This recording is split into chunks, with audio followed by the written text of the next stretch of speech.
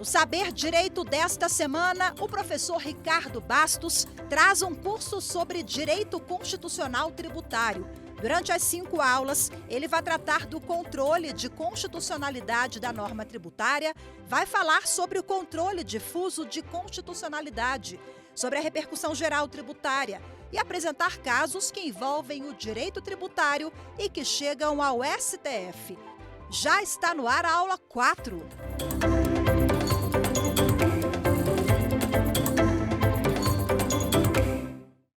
Olá, estamos de volta aqui para falar no nosso 4º encontro sobre repercussão geral no direito tributário. Nós já falamos aqui da Constituição Tributária, já falamos do controle de constitucionalidade da perspectiva mais ampla, falamos do controle difuso, especialmente do recurso extraordinário, daquilo que ele tem de novidade na sua abstrativização, na eficácia ampliativa das decisões nele proferidas. Hoje, vamos trabalhar um ponto mais específico do nosso encontro aqui, que nos motivou já ao longo dos anos a fazer uma pesquisa muito considerável dentro dessa discussão do recurso extraordinário no direito tributário brasileiro. Nós vimos que a própria Constituição Tributária é um terreno muito fértil para discussões no país inteiro. Todo o judiciário tem discussões constitucionais que tratam da matéria tributária numa perspectiva maior ou menor. O direito tributário brasileiro, sem dúvida nenhuma, é um ramo do direito que tem um rol muito interessante do ponto de vista quantitativo dentro do Poder Judiciário. As execuções fiscais, eu arriscaria dizer que estão no topo da lista das ações, das execuções dentro do Brasil, dos processos que tornam o nosso Poder Judiciário tão volumoso do ponto de vista quantitativo. É nessa perspectiva que nós vamos entrar aqui hoje para falar da repercussão geral. O que é esse instituto dentro do direito brasileiro? O que o direito constitucional tributário tem a ver com a repercussão geral? Qual é o papel dessa repercussão geral como requisito do recurso extraordinário? Está lá no 102, parágrafo 3º da Constituição. Como que ela se caracteriza? Qual a relevância para o nosso direito? Por que ela é tão importante? E se ela tem uma perspectiva diferente dentro do direito tributário? É claro, como eu já disse aqui, que as discussões tratadas do Supremo dentro do controle difuso, dentro da perspectiva da repercussão geral, elas ganharam uma intensidade muito maior quando o ponto de vista é efeito e harmonização do sistema jurídico brasileiro de um modo geral. A repercussão geral, ela possui um papel relevantíssimo e eu ousaria dizer que é o epicentro do nosso controle difuso de constitucionalidade. Por que, professor, que você dá e você confere uma amplitude tão grande, uma relevância tão grande a essa questão da repercussão geral no direito brasileiro e especialmente aqui no direito tributário? Como é do conhecimento de todos, o nosso sistema jurídico ele mudou, ele ganhou uma nova perspectiva dentro do direito brasileiro. Eu tenho o controle difuso, o recurso extraordinário e a repercussão geral como um eixo importantíssimo nessa teoria, nessa discussão sobre precedentes judiciais e recursos extraordinários, recursos repetitivos, de um modo mais específico. A repercussão geral em matéria de direito, dentro do direito constitucional, ela possui um papel importantíssimo como requisito, como filtro e como um próprio ampliador das decisões judiciais proferidas no controle difuso. É por meio desse Instituto do Direito Brasileiro que eu vou ampliar as decisões proferidas pelo Supremo Tribunal Federal em sede de recurso extraordinário. O recurso extraordinário brasileiro, nós vimos qual o cenário e qual o contexto em matéria tributária que ele tem. Os números do recurso extraordinário brasileiro em matéria tributária são muito expressivos. O Supremo Tribunal Federal, ele tem uma classificação de diversos ramos do direito quando a questão é a apreciação da repercussão geral. Dentro do próprio tribunal, no seu sistema corte aberta, você vai identificar quais são os temas e quais são os recursos que já foram decididos, que estão para decidir, que foram afetados, que não foram, que tiveram julgamento pelo plenário virtual, que tiveram julgamento físico. Você vai descobrir todos os números que o Supremo Tribunal Federal possui. É claro que esse Instituto da Repercussão Geral, ele possui ser compreendido dentro dessa perspectiva nova do direito brasileiro, dos precedentes de formação e estruturação dos precedentes judiciais. É a partir desse novo sistema jurídico processual brasileiro que a repercussão geral ganha ênfase, que ela ganha corpo. Eu passo a ter um instituto extremamente relevante, extremamente ampliativo e forte no que se refere à uniformidade do direito. A repercussão geral, como prevista no texto constitucional, no artigo 102, parágrafo 3º da Constituição, talvez seja, e aqui eu já inicio o ponto que nós enfrentaremos na análise dos casos, talvez seja uma espécie de macro-requisito do recurso extraordinário. Mas, professor, como assim? Ela não é um requisito igual aos outros? Eu ousaria dizer que a repercussão geral ela tem uma dinâmica e uma força muito maior. Em matéria tributária, pelo menos, nós observamos que a repercussão geral ela é de extrema relevância para o próprio sistema jurídico. Eu não consigo entender direito tributário sem entender as decisões proferidas pelo Supremo em sede de controle difuso, as decisões proferidas no julgamento do seu recurso extraordinário. Como eu disse para vocês em outra aula, o nosso livro, esse livro que eu mostro a vocês agora, é a 4ª versão de análise de casos em matéria tributária. Nós temos um grupo de pesquisa, eu e o professor Marcos Valadão, coordenamos os colegas que se dedicam à análise de casos decididos pelo Supremo em matéria de repercussão geral tributária. No primeiro analisamos ICMS, no segundo analisamos questões voltadas para as contribuições, no terceiro analisamos questões voltadas para os impostos e agora aqui normas gerais, leis complementares, todas essas questões das imunidades tratadas no direito tributário. Por que, Ricardo, que deu origem, qual o contexto disso? Exatamente a relevância que a repercussão geral tem no direito brasileiro do ponto de vista do seu efeito e do conteúdo das discussões tratadas sob essa ótica. A repercussão geral, ela é um caracterizador, ela é um requisito, ela é um potencializador de efeitos quando a matéria é recurso extraordinário.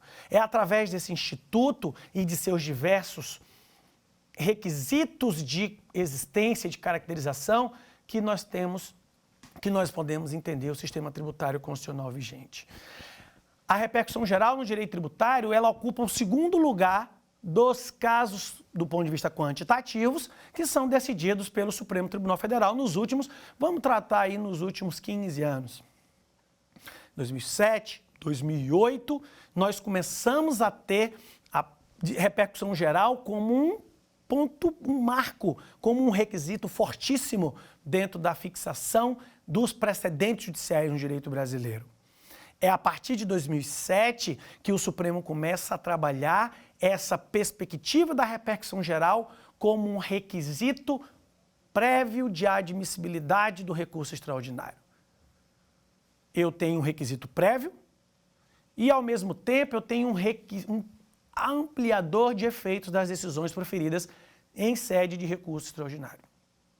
A repercussão geral tem no que eu chamo, nos trabalhos que nós chamamos, eu, o professor Marcos Valadão e os diversos colegas que se dedicam a estudar casos concretos já decididos pelo Supremo de função bivalente dentro do direito processual.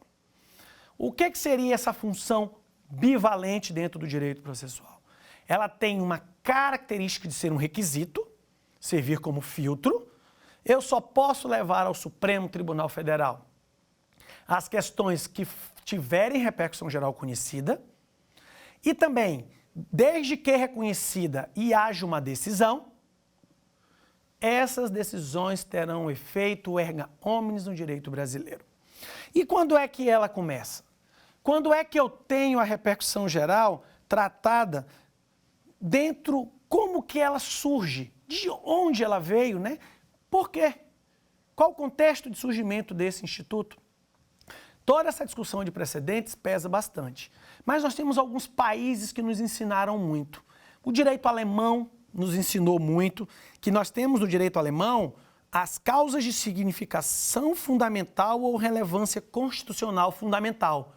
É claro que no direito alemão eu tenho uma peculiaridade de tratar isso do ponto de vista dos direitos e garantias fundamentais, mas teve muita influência no direito brasileiro, para que realmente eu tenha causas com efeito maior, com efeito mais ampliativo.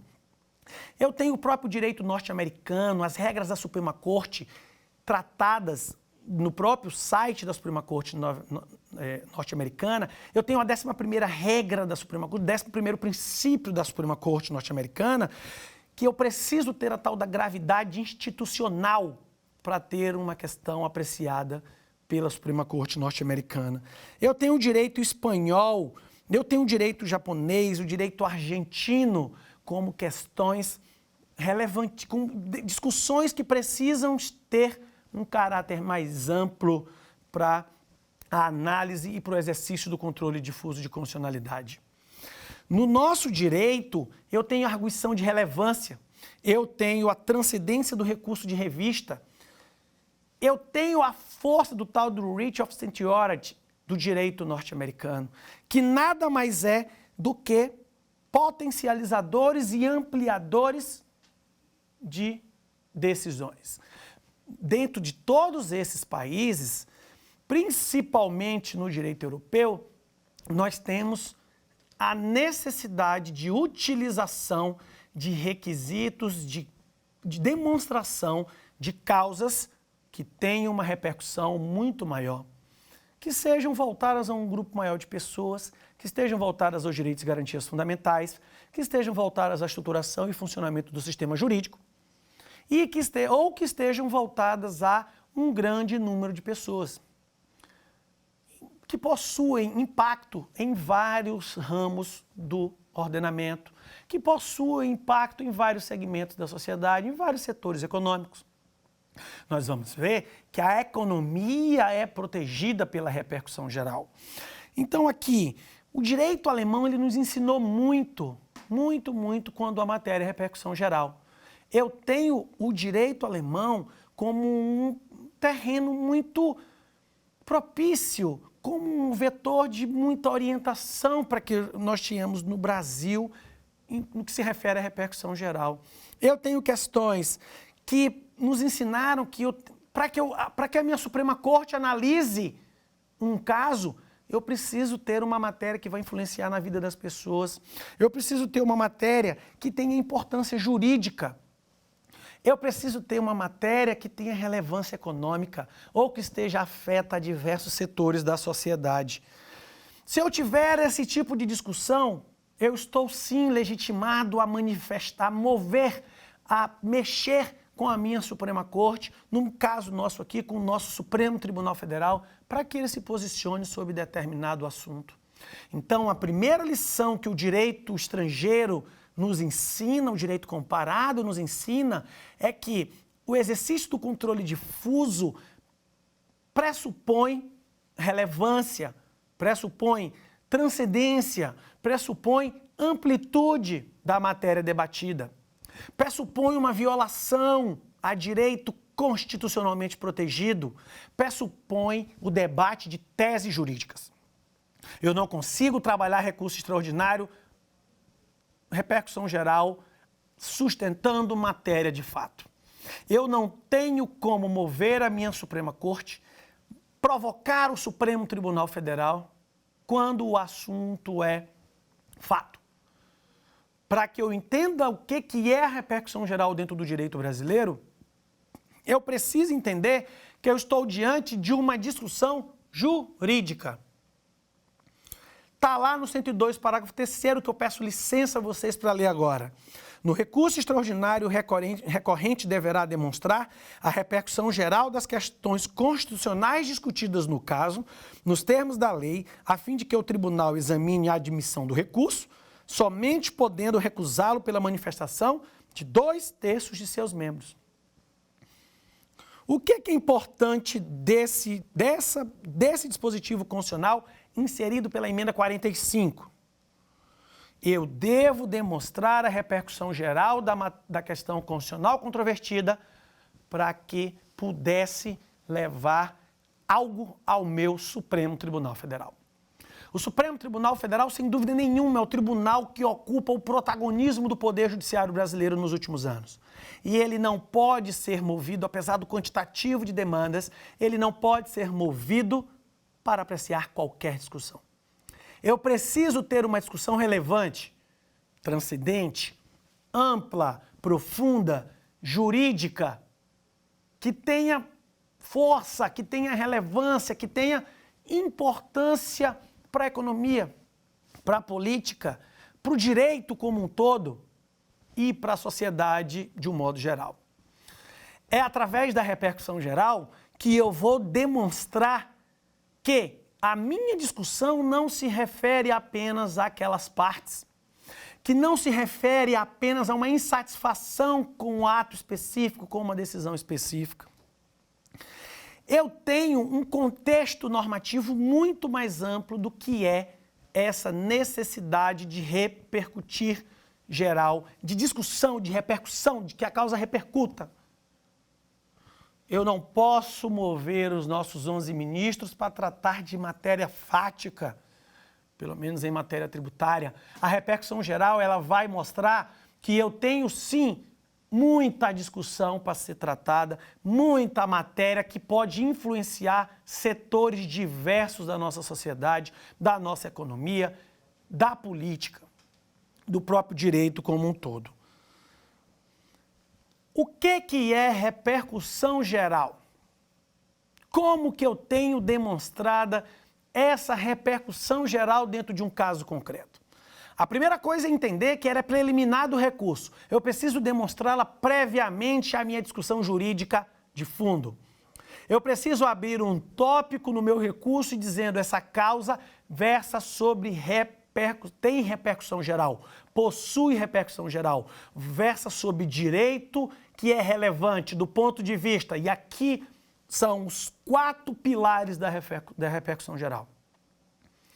Ela tem que ter relevância do ponto de vista jurídico, do ponto de vista econômico, do ponto de vista social e do ponto de vista político.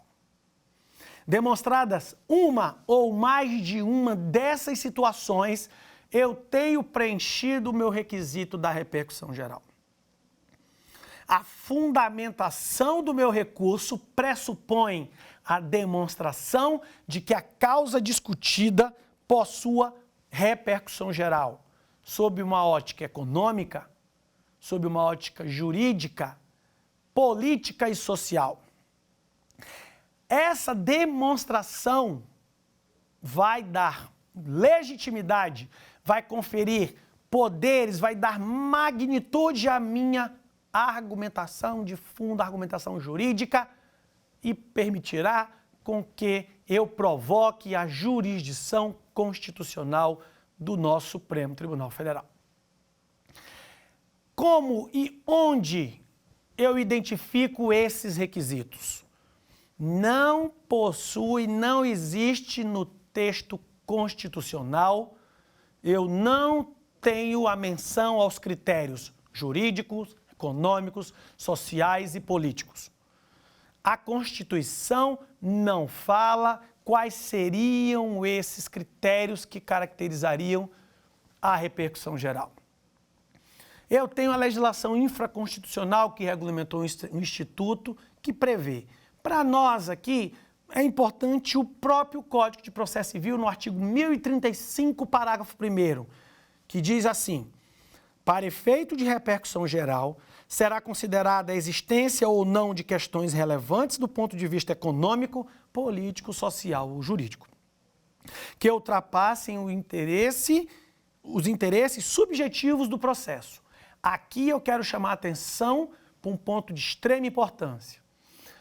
O tal dos interesses subjetivos do processo. Antes de entrarmos nos 4 pilares e compreendermos o que significa cada um, eu preciso entender com vocês esse requisito. Eu preciso trabalhar com vocês o que é quando o Código diz ultrapassar os interesses subjetivos do processo. É claro que numa simples leitura do 1035, parágrafo 1º, eu consigo entender o que ele quer dizer com isso. Mas é óbvio que eu preciso ir muito além. O interesse subjetivo discutido no processo se resume à matéria de direito confrontada com a Constituição. Eu não estou apenas discutindo questões entre as partes, questões fáticas. Eu não estou discutindo o direito na perspectiva apenas e unicamente do caso concreto. Eu preciso entender que o que eu estou discutindo ali ultrapassa a subjetividade das partes, ultrapassa as próprias partes. Não é somente o que A e B discutem em juízo que vai ser apreciado pelos ministros. É o que A e B discutem em juízo, bem como os efeitos e a importância disso do ponto de vista econômico, social, político e jurídico. Eu não consigo trabalhar a repercussão geral se eu não demonstrar esse outro requisito, além dos 4 primeiros, ou um deles, ou 2, ou 3, conjuntamente, que a minha causa, a minha discussão, que a minha questão, e essa é uma outra palavra importante, que a minha questão ultrapassa o interesse subjetivo das partes. O que é que o dispositivo quer dizer com questões relevantes do ponto de vista político, econômico, social ou jurídico, que ultrapassem o interesse subjetivo da causa? Questões é a matéria debatida. É uma conjugação de fato e direito. É uma conjugação dos argumentos jurídicos que se propagam na sociedade para além daquilo que está sendo debatido no caso concreto. Numa ação tributária, em que eu estou discutindo, por exemplo, a composição da base de cálculo de um tributo, para saber se um tributo está inserido na base de cálculo de outro, eu preciso demonstrar que isso não afeta somente aquelas partes que estão ali, que isso tem uma importância, que a questão debatida, que a causa de pedir debatida se propague, vá além, transcenda o interesse subjetivo das partes. Eu tenho o regimento interno do Supremo, o Código de Processo Civil e a Constituição Federal numa perspectiva tríade como o arcabouço legislativo que regula essa matéria. Eu não posso me concentrar apenas na Constituição porque ela não define quais os critérios. Eu não posso me concentrar apenas no Código de Processo Civil porque ele não traz questões pragmáticas, questões práticas, questões objetivas desse instituto. Eu também tenho que me socorrer ao regimento interno do Supremo Tribunal Federal. E aqui eu chamo a atenção para vocês que o próprio regimento interno, o próprio Supremo, no agravo de instrumento 664567, fixou o dia 3 de maio de 2007 como o marco da emenda regimental 21 de 2007, que tratou, que regulamentou e passou a exigir a repercussão geral como uma preliminar formal do recurso extraordinário. Eu, a partir de maio de 2007, maio de 2007, eu passo a ter a repercussão geral como obrigatória dentro da criação do meu recurso extraordinário. Gente, mais uma vez eu chamo a atenção para a importância dos precedentes. Ricardo, professor, onde está essa informação? Dentro da jurisprudência do Supremo Tribunal Federal. É a partir dela que se passou a entender e foi definido o marco dessa necessidade de demonstração do Instituto da Repercussão Geral. Em sede de repercussão geral no direito brasileiro, eu preciso dominar a jurisprudência do Supremo Tribunal Federal. Eu não posso conversar com vocês sem mostrar para vocês a importância dos números da repercussão geral dentro do tribunal. Eu tenho 15 ramos do direito, que o Supremo utiliza para separar os seus processos. O Supremo escolheu 15 ramos do direito para tratar a classificação para você pesquisar o que é que tem de repercussão geral lá dentro. É muito importante conhecer a jurisprudência daquele ramo do direito que você tem afinidade. Eu tenho direito administrativo e outros ramos do direito, direito tributário, direito penal, processo penal, direito civil, processo civil, eu tenho direito do trabalho, direito eleitoral, eu tenho registro imobiliário com um caso apenas, eu tenho vários ramos do direito que compõem essa organização da repercussão geral no Supremo.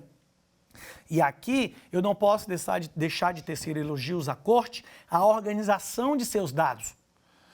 O meu trabalho de doutorado, assim como o trabalho coordenado por mim, pelo professor Marcos Saladão, que foi para o seu 4º livro, é fruto da extração de dados divulgados pela Corte.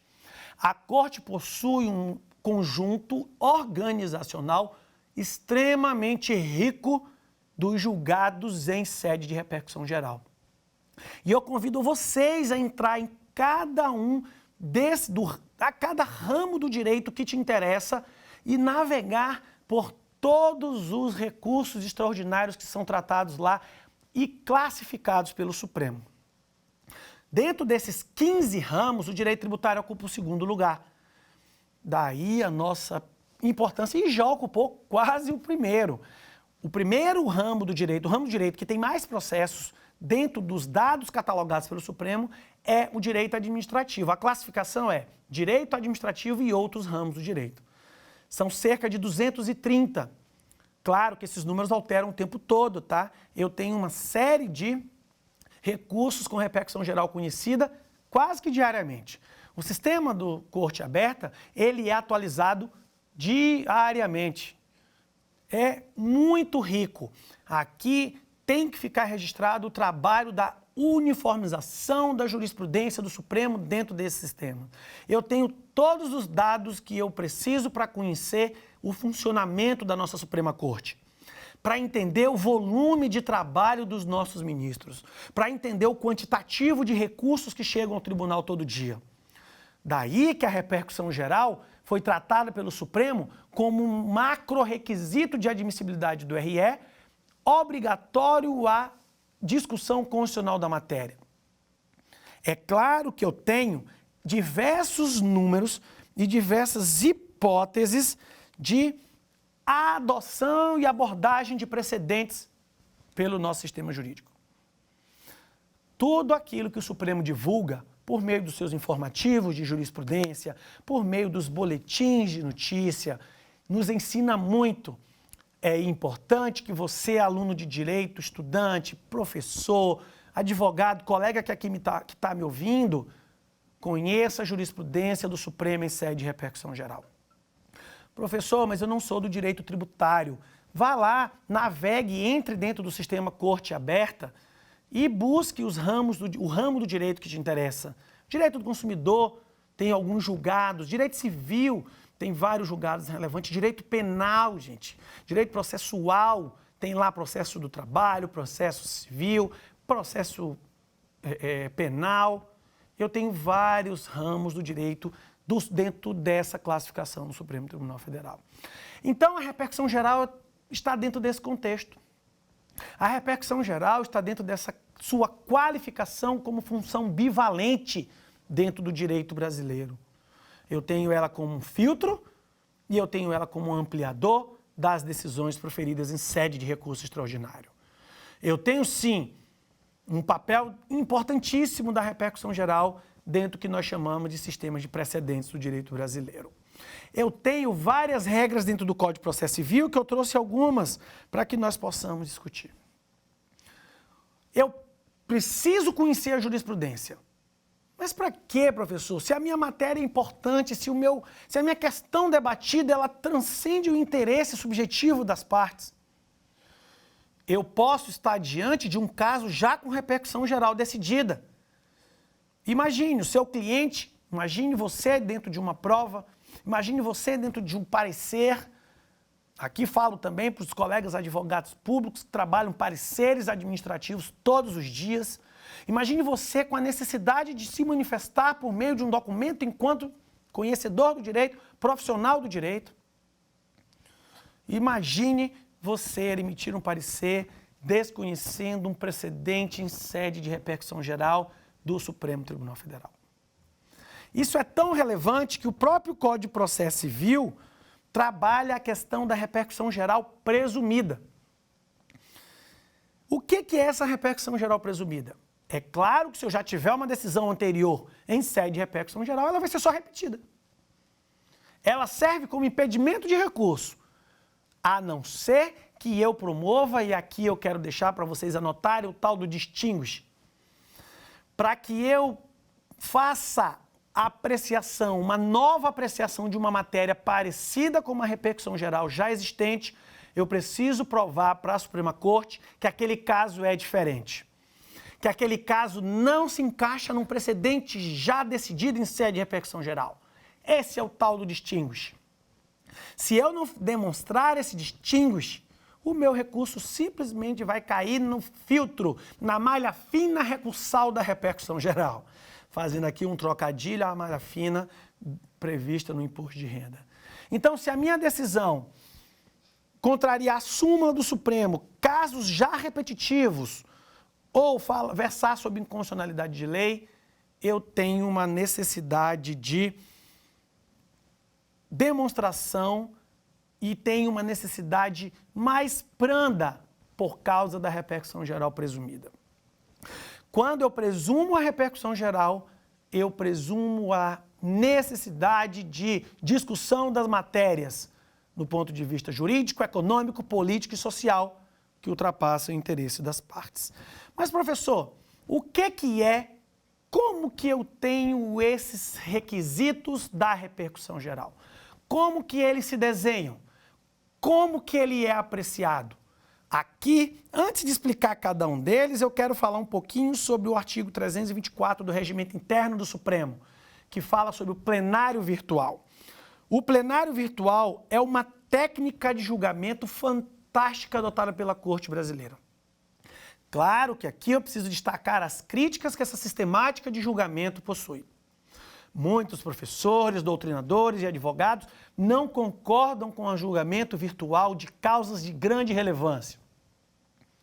É claro que tudo isso foi potencializado, essa discussão foi potencializada pelo que nós tivemos no Covid. A pandemia marcada pelo Covid nos ensinou muito sobre os ambientes virtuais de julgamento. O plenário virtual, ele pressupõe uma análise no ambiente, como o nome já diz, virtual, de diversas questões.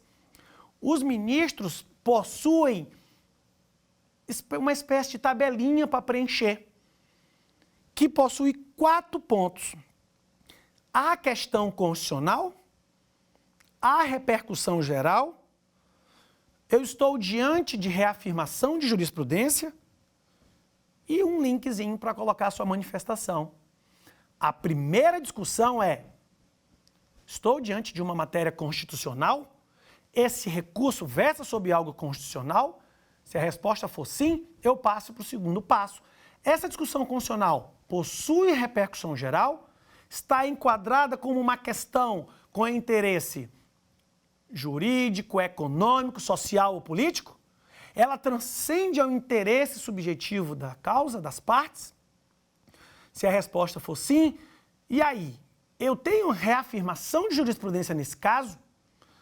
Amigos, muitas das discussões tratadas em sede de repercussão geral, elas podem conduzir a um debate jurídico extremamente rico. Os acórdãos que estão nos nossos livros, que foram apreciados por nós na nossa tese de doutorado, na minha tese de doutorado, nos ensinam que eu aprendo sobre repercussão geral na prática da jurisprudência do Supremo. Eu tenho questões interessantíssimas do ponto de vista procedimental. A própria reafirmação de jurisprudência é algo muito tratado dentro da sistemática de repercussão geral aplicada ao caso concreto. Eu tenho um instituto importante, que é o tal do destaque. O que é esse destaque? Quando um julgamento sob a ótica da repercussão geral está enquadrado como destaque, ele sai do plenário virtual e vai para o julgamento no plenário tradicional. Esse plenário tão bonito e tão rico do Supremo Tribunal Federal. Lá eu tenho os debates, lá eu tenho o proferimento de votos, lá eu tenho as sustentações orais. Mas o que é esse destaque, professor? Esse destaque é quando eu chamo a atenção da Suprema Corte para a necessidade de discussão no plenário físico daquela matéria. É muito utilizado dentro da sistemática de julgamento para questões de maior relevância. É utilizado para questões com uma repercussão geral muito grande. Nós vamos ver que as questões tributárias, elas possuem especificidades no que se refere ao reconhecimento da repercussão geral. Esse primeiro momento, o que é que nós temos que entender? Toda a discussão e a análise da repercussão geral, ela prescinde ao próprio mérito. Eu tenho um intenso debate e um julgamento extremamente interessante só para reconhecer se eu tenho repercussão geral ou não. Se eu não tiver a repercussão geral, encerrou. Se eu tiver essa repercussão geral, seguimos para a análise do mérito. Então, ora, professor, quais são os critérios para reconhecimento da repercussão geral? Eu tratarei nesse primeiro momento do ponto de vista amplo, dos 4 critérios que são utilizados e adotados para que a repercussão geral se caracterize. No último encontro, eu trabalharei esses critérios a partir de casos concretos dentro do direito tributário. Numa perspectiva mais ampla, o que é o critério jurídico, professor? Onde é que isso está escrito? No processo civil tradicional, nós não temos. No processo do trabalho, nós temos. A CLT, ao tratar da repercussão geral, ao tratar da própria discussão prevista no recurso de revista, explica que, por exemplo, o critério político está relacionado a questões que estão debatidas do próprio exercício do funcionamento do Estado.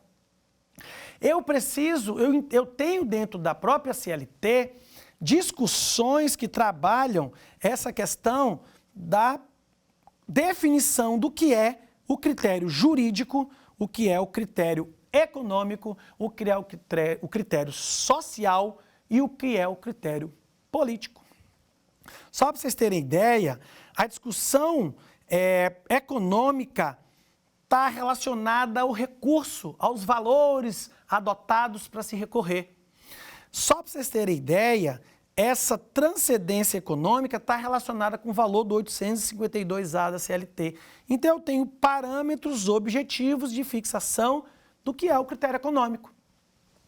Dentro do direito processual civil tradicional, aqui eu utilizo essa expressão tanto quanto informal, até a técnica, para sair do processo do trabalho. O que é a relevância econômica da matéria debatida? É algo que tem impacto nos diversos setores da economia. Eu, como professor de Direito Econômico, professor de Economia aplicada ao Direito, eu vejo que o direito econômico, de um modo geral, ele é extremamente impactante impactado por diversas ações judiciais. Seja a economia, na perspectiva da sua microeconomia ou da macroeconomia, possui um impacto enorme em diversas ações, impactos econômicos enormes, discutidos em diversas ações judiciais. Saindo do direito tributário, vamos guardar a discussão tributária e econômica para o último, para a nossa próxima aula, mas as ações que versem sobre o direito à saúde. Imagine um recurso extraordinário relacionado a uma ação que fale de tratamento de medicamentos por meio de medicamentos de alto custo.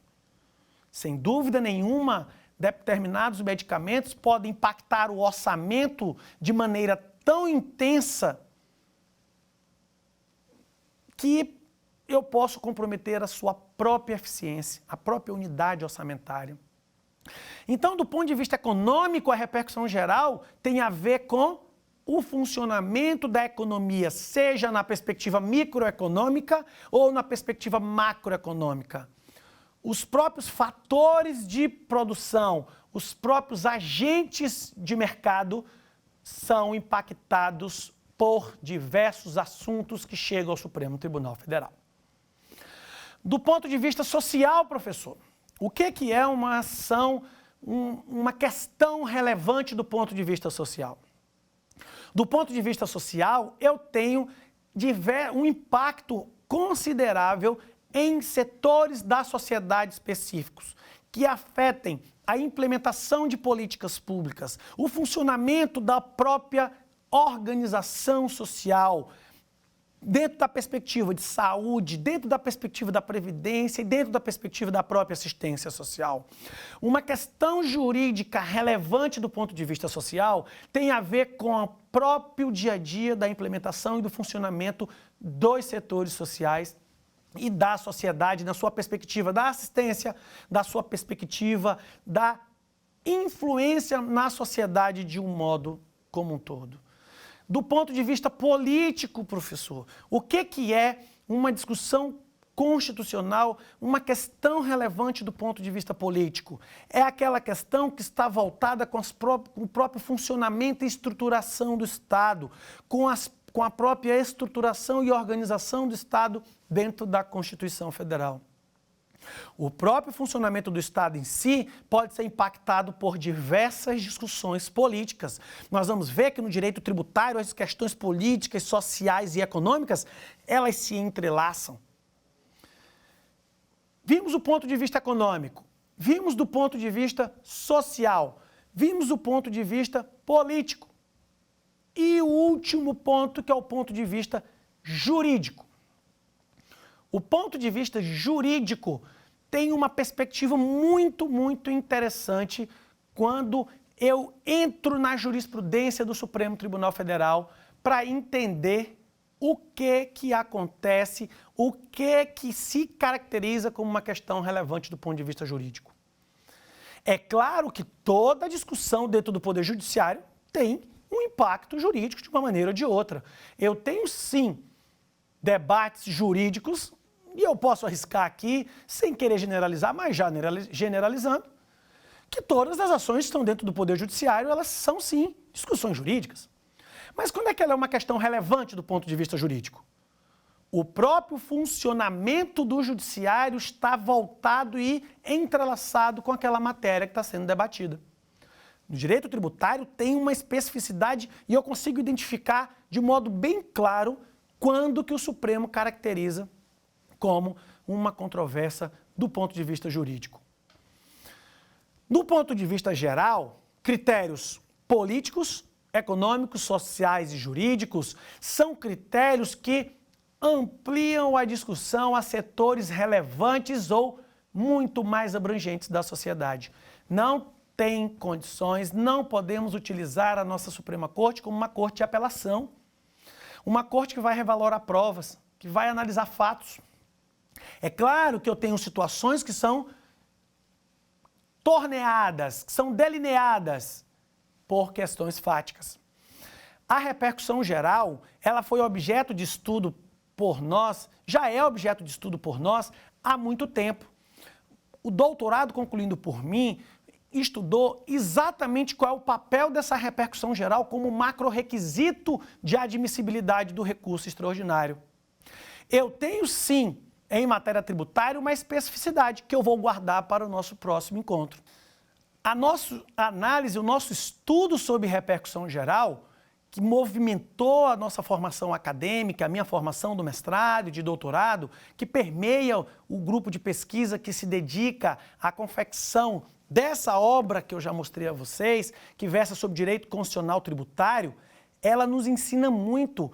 A discussão tratada nos livros que aqui, e um dos livros que eu apresento para vocês, tem uma relevância enorme, porque é a partir da leitura desses acórdãos que os colegas fizeram na análise de cada recurso que eu e os demais professores que compõem essa obra conseguimos entender como que essa repercussão geral se caracteriza em matéria tributária. Eu preciso, sim, entrar na jurisprudência do Supremo para entender tudo aquilo que nós temos como caracterização dessa repercussão geral. Os livros que versam sobre ICMS, o livro que versa sobre ICMS, que versa sobre contribuições, sobre impostos, e esse último que eu acabei de mostrar, eles são analisados sob duas perspectivas. Uma do reconhecimento da repercussão geral e a outra da análise do mérito das decisões. Aqui eu entrarei no nosso próximo encontro exatamente nessa questão da repercussão geral. Mas esses números e essas decisões tão analisadas por nós, elas nos ensinaram e nos mostraram como que a repercussão geral se caracteriza no Supremo. Eu tenho, sim, um perfil jurisprudencial metodológico de reconhecimento do critério jurídico, do critério econômico, do critério social e do critério político. Eu tenho, sim, dentro da própria jurisprudência lida e analisada pelo nosso grupo de pesquisa, coordenada por mim e pelo professor Marcos Valadão, de como que isso se dá em matéria tributária. Além, é claro, de nos enriquecer e nos debruçarmos sobre o próprio mérito dos recursos, que, sem dúvida nenhuma, são uma fonte inesgotável de conhecimento, uma verdadeira aula. O Supremo dá verdadeiras lições dentro do seu acórdão, dos seus acórdãos, de como os conceitos tributários devem ser vistos, de como os institutos do direito tributário devem ser apreciados. Então, meus amigos, essa é a ideia que nós queríamos fechar quando falamos da repercussão geral do direito brasileiro, como requisito do exercício do controle difuso, como requisito do recurso extraordinário. Numa perspectiva geral, eu tenho, sim, critérios jurídicos, econômicos, sociais e políticos como algo que elevam a discussão tratada num caso concreto a patamares muito mais amplos, que vão além dos interesses subjetivos. Agora, vamos ver um pouquinho, vamos conversar um pouquinho sobre o que nós conversamos aqui, sobre o que nós debatemos, sobre essas questões da repercussão geral. Numa perspectiva mais ampla, vendo o nosso quiz. Venham comigo.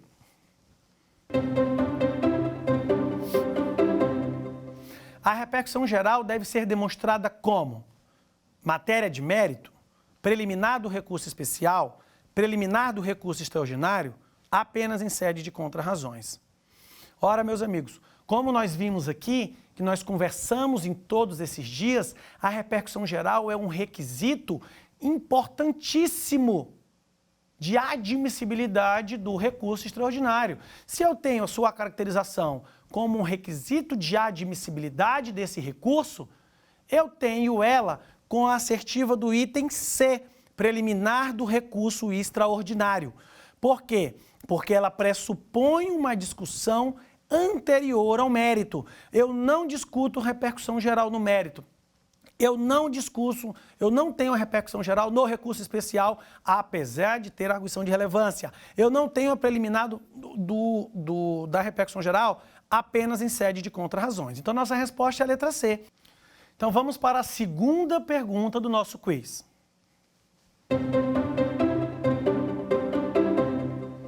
O quórum para reconhecimento da repercussão geral é de 1/5, maioria simples, maioria absoluta, 2/3.